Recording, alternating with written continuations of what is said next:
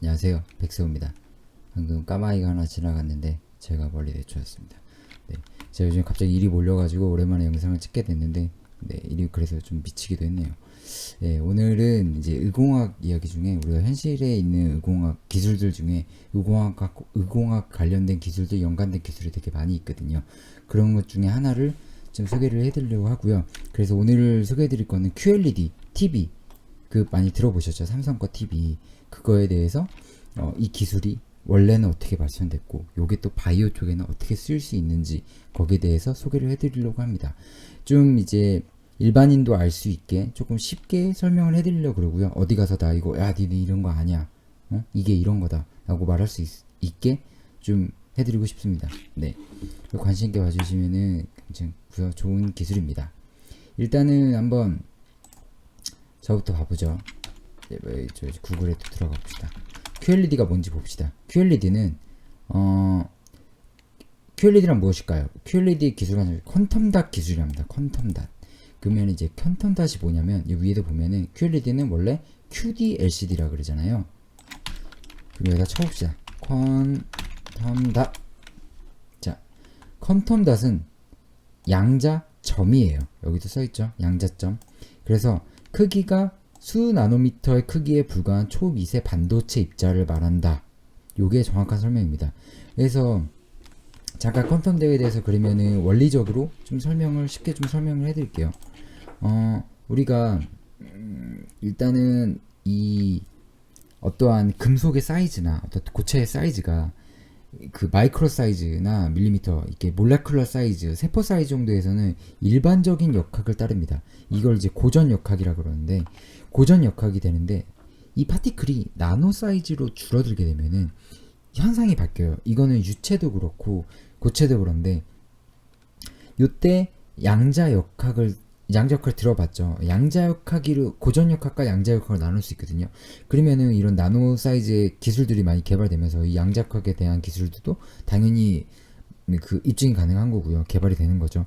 그래서 이 금속이 나노 사이즈로 되게 되면은 어떤 현상이 발생되냐면, 우리가 도체랑 부도체라고 있어요. 그죠? 도체랑 부도체는 뭐냐면, 도체는 전기가 흐르는 애고 부도체는 전기가 흐르지 않는 애예요. 그 중간에 있는 게 뭘까요? 바로 맨날 쓰던 반도체입니다. 삼성의 반도체 강자 이렇게잖아요. 반도체는 반은 도체고 반은 부도체인 애예요. 그래서 이게 쉽게 말해 어떤 거 볼 수 있냐면, 우리가 어떠한 이제 부도체 상태에서 아니면 도체 상태에서 어떠한 일이 일어나게 되면은, 보통은 이제 부도체 상태에서죠. 어떠한 특정한 그 현상에 맞는 게 벌어지게 되면은 이게 도체로 바뀌면서 전기가 흘러요. 쉽게 말해 이런 거 봅시다. 자, 저희가 화장실이나 엘리베이터 타고 갈 때 이렇게 들어가면은 이게 센서와 감지해서 이렇게 문이 열리잖아요. 그때 생각을 해보면 이쪽에서 발광부가 있고 수광부가 있어요. 그럼 여기서 빛을 쏴줍니다. 적외선, 안 보이는 적외선 빛을 쏴주겠죠. 그러면 여기서 받아가지고 딱 받고 있으면 전기가 통할 거 아니에요. 근데 여기 사람 딱 지나가면 순간적으로 끊기겠죠. 그러면은 도체가 부도체가 되면서 얘는 이제 광 신호를 받아서 그거를 매체로 신호가 변하는 친구예요. 그러면은 이 광 디텍터는, 광 검출기는 빛이 끊어지면서 전기가 끊어지기 때문에 그때 차단이 되면서 이 문을 다시 열리게 하는 원리인 거죠. 그런 거를 보면은 그게 바로 전자 스위치가 되는 거예요. 이게 반도체예요. 이런 게 바로 반도체인데, 이런 반도체가 일어날 때는 그 전위 같은 게 이제 밴드갭이라 그러거든요. 밴드갭. 퀀텀닷 하면 밴드갭 이렇게 치면은 밴드갭이 변하는 반도체 나누인데, 2차 크기가 작아질수록 에너지 밴드갭이 커집니다. 이런 게 나오잖아요. 근데 여기서 어떤 게 있냐면 양자 구성 효과라고 있습니다. 양자 구성 효과, 퀀텀 콤파인멘트 에펙트라고 해야 되나? 콤피넨트, 이거 잘 모르겠다. 근데 양자 제한 효과는 뭐냐면, 제가 여기로 움직이려 그러면 이렇게 움직이면 되잖아요. 이렇게 움직이면 되는데, 만약에 여기에 벽이 있어요. 이렇게 벽이 있다고 쳐봐. 제가 만약에 이렇게 갇혔어요. 그래서 움직이려 그러면은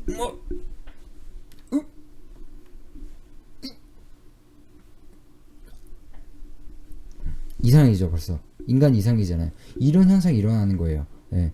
좁혀가지고 독방에 갇히면 좀 이상해지듯이 저도 방금 잠깐 이상해졌잖아요. 원래 이상하진 않은데 그래요. 그런데 하여튼 그래서 이 나노 입자들도 나노 사이즈 마이크로 자 밀리미터의 1000분의 1 밀리미터의 1000분의 1이 마이크로예요. 마이크로의 1000분의 1이 나노 사이즈입니다. 엄청 작은 거죠. 그거를 구현해내서 그 파티클들이 이런 밴드갭을 이용했을 때 이 뭔가 제한이 내 방 안에서 제한이 걸린 거예요. 그래서 이때 특정한 물리 현상이 발생됩니다. 그게 아까 말한 양자역학에서 나타내는 물리 현상들이고 이게 발생이 됐을 때 이런 특정한 빛을 발하는 어떠한 빛의 각도나 어떠한 거에 대해서 특정한 빛을 발할 수 있는 그런 게 나타나는 거예요. 그래서 이게 퀀텀닷을 다시 보면은 퀀텀닷이 이렇게 여기 맨 처음에 왼쪽에 보면 빨주노초 파란보 있죠. 요 퀀텀닷 위에 보면은 요게 어떠한 뭐 이렇게 RGB로 빛을 색깔 낸다는 게 이런 게 아니에요. 단지 나노 파티클 사이즈만으로 뭐 2나노냐 3나노냐 5나노냐 7나노냐 그렇게 됨으로 그 사이즈만으로 이걸 할 수 있어요. 그러면 얘는 뭐냐 구조적으로 색을 낼 수 있는 거예요. 이게 원래 원리를 알려드릴게요. 스테인드 글라스라고 있습니다. 스테인드 글라스 이게 뭘까요? 스텔리 글라스 성당 많이 들어봤죠? 요겁니다. 요거 엄청나죠? 놀트르담 성당 뭐 이렇게 있잖아. 옛날 성당들이잖아요. 봅시다. 이거 엄청나잖아요. 이런 것들. 그죠? 이게 어떻게 한 거냐면 옛날 사람들이 어떠한 금속이나 이런 거를 갈아서 갈아서 넣어서 유리를 만들었더니 이게 빛이 밖에서 햇빛이 비쳤는데 색이 나는 거야. 그래서 이런 게 있구나. 그래서 그거를 어떤 걸 하면 이 색이 나고 이 색이 나더라를 알아가지고 그거를 유리에 넣어가지고 저렇게 다 만든 거예요. 그때는 몰랐겠죠. 지금은 퀀텀닷이 알려지면서 이걸 알고 있거든요. 그래서 이게 개발이 돼서 이렇게 색깔을 구조적으로 낼 수 있구나 라고 이제 개발이 돼서 된 건데 이 퀀텀닷에 근데 그럼 진작 나오면 되지 않느냐 인 건데 퀀텀닷의 가장 큰 문제는 뭐냐면 카드뮴이 제일 잘 돼요. 카드뮴이 이게 구현이 잘 되는데 카드뮴은 우리가 얼마나 안 좋은 건지 알죠. 카드뮴은 중독이 되면 죽습니다. 일본에 옛날에 이따이 병이 카드뮴으로 만든 거고 저 어렸을 때도 카드뮴 전지를 썼었는데 지금은 다 없죠. 하나도 안 쓰죠. 되게 위험한 거예요. 근데 만약에 이게 TV로 들어가면은 제가 알기로는 카드뮴 이 퀀텀닷 TV가 일본에서 개발이 됐었어요. 여기 봐. 2013년 일본의 전자업체 소니가 퀀텀닷 TV 1년 만에 시장에 철수. 왜냐? 카드뮴이니까. TV에 넣으면 안전하지 않냐라고 말할 수 있는데 봐봐요. TV가 만약 넘어졌어. 그랬을 때 그게 나오는 TV에 그 카드뮴이 만약 샜어요. 그러면 손에 묻거나 아니면 내 호흡기에 들어갈 수도 있고 바닥에 깔릴 수도 있잖아. 그러면 나는 죽음에 노출이 된 거예요. 그 위험해서 어떻게 씁니까? 못 씁니다. 근데 이제 삼성에서 어떻게 됐냐. 저도 이거를 퀀텀닷을 공부한 지는 몇 년 좀 오래돼가지고 사실 저는 이렇게 금방 나올 줄 몰랐는데 퀀텀닷 프리 모니터 프리 TV 이 보면은 삼성전자가 QLED가 퀀텀닷 프리 인증 뭐 통과하고 퀀텀닷 프리 기술을 개발한 거예요. 뭐 5년 걸렸다고 하는데 이제 엄청난 거죠. 이게 이게 되면은 프리 친환경 이 카드뮴을 안 썼다는 것 자체가 엄청 대단한 건데 제가 옛날에 몇 년 전에 알기로는 이제 제 아는 후배가 그 하청업체 쪽에서 일을 해가지고 있는데 연구 개발을 하고 있는데 디스플레이 쪽에 그게 그냥 QD 아니고 오르가닉을 좀 섞었다고 이렇게 들었거든요. 근데 이 오르가닉은 뭐냐면 OLED라고 많이 들어봤죠. OLED. 요게 QLED랑 비교가 많이 되잖아요. 이거는 구조적으로 완전 달라요. 왜냐면 유기 발광 다이오드 오르가닉이에요. 오르가닉 유기체입니다. 유기체는 썩는 거예요. 그죠? 그럼 OLED는 10년이 지나면은 이 밝기가 절반 수준 떨어져요. 왜냐면 당연한 거예요. 오르가닉이잖아. 그 유기체이기 때문에 시간이 지나면은 당연히 밝기가 떨어집니다. 근데 컴펀닷은 아까 말씀드린 대로 QD는 구조체로 나는 거죠. 그렇기 때문에 스테인드 글라스처럼 이거는 색깔이 떨어지거나 밝긴 그런 개념이 아니에요. 그냥 그 색깔을 내가 그냥 계속 내는 거예요. 그런 색깔을 계속 내기 때문에 퀀텀닷은 이런 장점들을 갖고 있죠. 그래서 퀀텀닷은 어디에 쓰이느냐. 퀀텀닷은 쉽게 말해 요즘에는 3개, TV, 그 다음에 태양전지, 그다음에 바이오 이렇게 쓰이거든요. 뭐 암 진단하는 시대였다 이런 식으로 왜 쓰이는데 이 태양전지 쪽은 아까 말한 대로 빛 효율이 좋고 밝기 자체가 더 밝아요. 그래가지고 더 광효율을 더 많이 얻을 수 있고 이런 장점들이 있고요. 저는 여기서 이제 바이오 쪽으로 넘어가 볼게요. 그러면은 방금 말씀드린 QLED의 원리에 대해서 좀 알게 됐고, 그죠? OLED의 차이도 알게 됐고, 그럼 바이오는 어떻게 쓰게 되냐?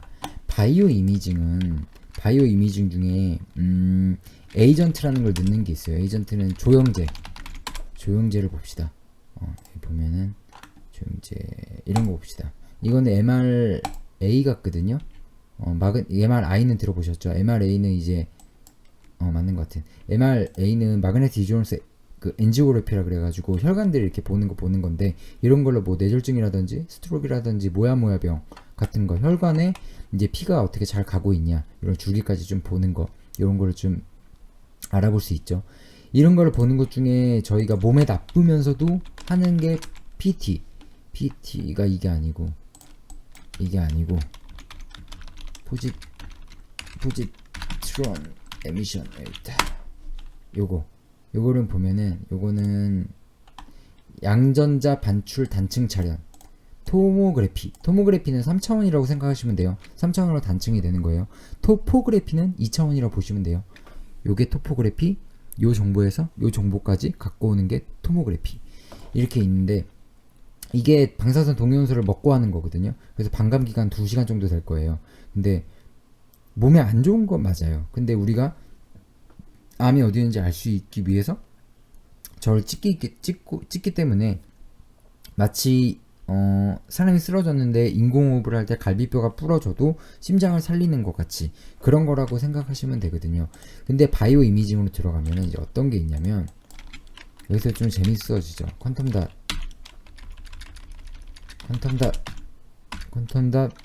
바이오 이미징을 봅시다. 자, 이렇게 보면은 이런 거 있죠. 이게 뭐냐? 이게 빛을 구조체로 낸다 그랬잖아요. 그러면 아까 말한 그 에이전트나 다이를 이런 쥐에다 넣어요. 넣으면은 그 특정 어디 암세포나 어디에 붙게 하는 단백질에다가 그 나노 파티클을 붙여놓는 거죠.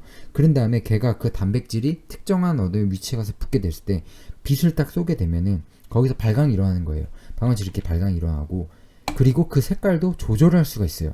여기 보시면은 색깔별로 다르게 나오죠. 이렇게 할 수 있고 여기서 또 봅시다.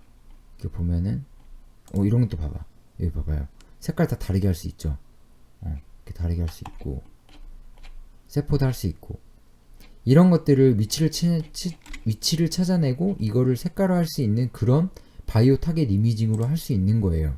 이게 얼마나 좋은 거냐면 일반적으로 지금 이걸 좀 이해하려면 형광 이미징에 대해서 이해를 해야 되는데 우리가 형광색 막 그러죠. 그것 이제 형광색이 맞는데 이 바이오 쪽에서 형광의 의미는 아까 맨 처음에 말씀드린 밴드갭 쪽에서 이게 어떠한 특정한 빛을 받으면은 그 형광 물질이 다른 파장의 빛을 내는 게 있어요.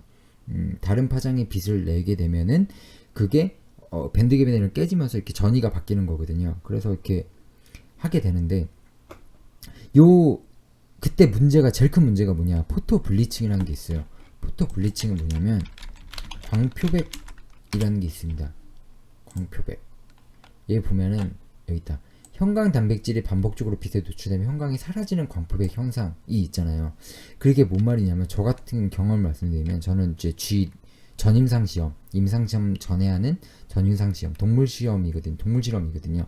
쥐 같은 걸 할 때 이렇게 뇌에다가 염료를 이렇게 다이를 로딩 시키는, 그러니까 다이를 염색시키는 걸 했는데 이게 딴 빛을 받으면 얘가 아까 말한 대로 다른 빛을 내면서 이게 그 구조가 깨지거든요. 깨지면서 빛을 내는 건데 한참 이제 불 꺼놓고 로딩 해가지고 기다리고 있는데 4-5시간 기다리고 막 그러는데 갑자기 누가 불을 켜는 거야. 빵! 켜는 순간 광 블리칭 일어나면서 다 끝나죠. 다이 하나에 막 10몇만 원이고 막 이런데 다 날려먹고 그리고 다시 쥐도 다시 해야 되고 수술도 다시 해야 되고 뭐 이런 게 있었는데 하여튼 그런 거를 막아줄 수 있는 엄청 좋은 거죠. 바이오 이미징 엄청 할 수 있는. 근데 왜 못 쓰냐? 아까 말씀드린 대로 카드뮴이 가장 잘 돼요. 근데 몸에 카드뮴을 넣는다는 게 아무리 캡슐을 잘하고 뭘 잘해도 카드뮴이 들어가는 게 말이 안 되지 않습니까? 네. 그래가지고 요거를 삼성에서 만약에 그런 퀀텀 닷 프리가 개발이 된 거고 이게 바이오 쪽으로 넘어올 수 있다면은 이거는 엄청 좋은 거예요. 이런 것처럼 바로 쥐 몸에다 사람 몸에다 넣어가지고 빛만 딱 쏘고 내시경 쏘고 이러면은 위치 다 찾아낼 수 있는 거고 색깔별로 다 다르게 할 수 있는 거고 그리고 또 셀 같은 거 있잖아요. 셀을 이렇게 실험실 단위로 셀 염색 뭐 이런 식으로 플라스켓 이런 거 넣고 뭐 여기다가 이제 그런 걸 빛을 쐈을 때도 이거 보시죠. 이거 보시면은 이렇게 셀 단위로 색깔이 다른 거 알 수 있잖아요. 이거 보면은 이거 봐보죠. 양재점을 이용하는 거. 이게 아마 여기서 요 그림 보시면은 여기에 이제 위에 그림과 밑에 그림에서 빨간색이 퀀텀 닷이고 초록색이 아니 빨간색이 퀀텀 닷 초록색이 그린 염료일 거예요. 알렉사 488 막 이런 거 같고 저거는 퀀텀 닷 600백 같은데 이렇게 해가지고 이걸 쓰면은 이 다이가 이렇게 시간이 지나잖아요. 그러면은 보시면 초록색은 없어지죠. 근데 얘는 남잖아요. 나중에 배출하면 되는 거고 이미징 할 때까지 구조가 안 깨지기 때문에 광표백은 일어나지가 아까 스테인드 글라스처럼 광표백은 일어나지 않는 거고 그래서 이미징 쪽에서 엄청 좋은 효과를 누릴 수 있어요. 먹고 찍으면 나오고 인체에 부해합니다.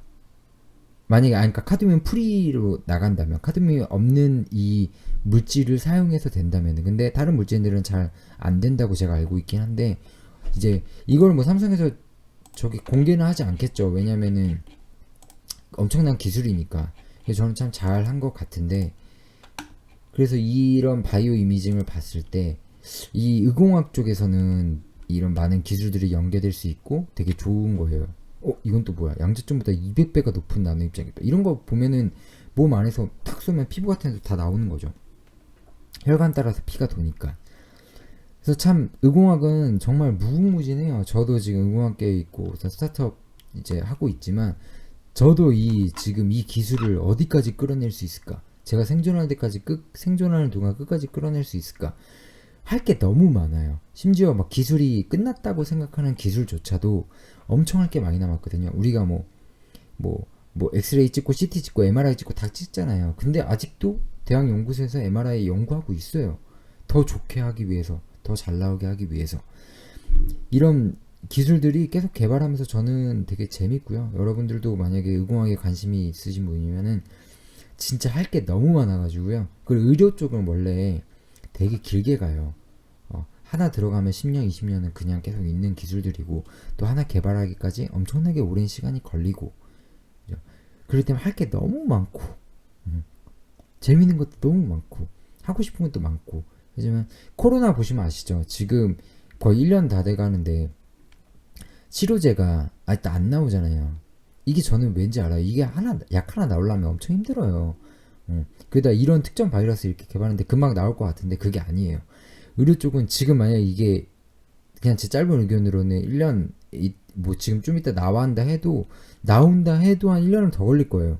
뭐 보급하고 하고 뭐 부작용 받고 막 이러면은 저희 개인적인 생각이니까 저는 약학 쪽은 아예 몰라가지고 그냥 저의 혼피셜 인 거 때문에 무시하셔도 되고요. 근데 의공학은 굉장히 재밌다. 제가 앞으로 좀 다른 의공학 이제 재밌는 의공학 기술들을 많이 실생활에서 봤는데 저게 뭐더라? 라는 것들 그런 것도 좀 찾아가지고 많이 좀 설명드리도록 하겠습니다. 일단 오늘은 QLED TV 퀀텀 닷 기술에 대해서 바이오 이미징까지 한번 쭉 끄집어 봤고요. 다음번 시간에는 더 재밌는 걸 가져와 보도록 하겠습니다. 네, 영상을 이제 마치도록 하겠고요. 네, 이상 시청해주셔서 감사합니다. 네, 이상 마치도록 하겠습니다. 백세였습니다.